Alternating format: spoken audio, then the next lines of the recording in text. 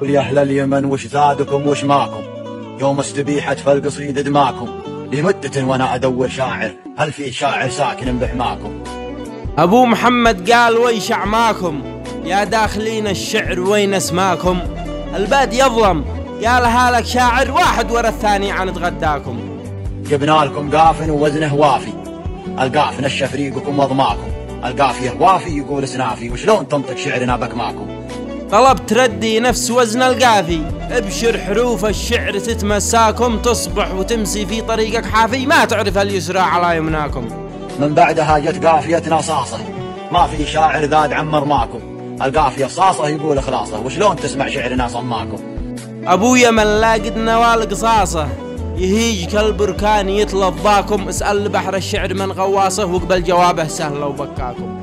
واليوم جبنا قافية مفتوحة محددة يا أهل اليمن بسماكم لعلكم خدتم دروس الماضي ولعل فكر القافية نماكم. ونبات تصير من قافية طحطوحة فالشعر قضت عمرها ترعاكم لا عاد تهرج بالكلام الفاضي الكبر ذي للخلف قد رداكم.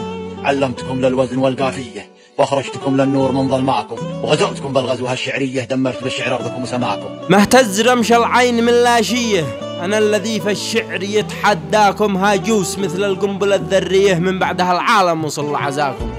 والوادعي يوم احتميتم خلفه دقيت خشمه ما قدر يحماكم حتى ابن جرشب لا شرب له شاهي عنز على قوس الشعر ورماكم. الوادعي ذي ما يقصر كفه منه الملطام قد أذاكم أما ابن جرشب مثل شعره ساهي الشهرة اللي قاصده مغزاكم.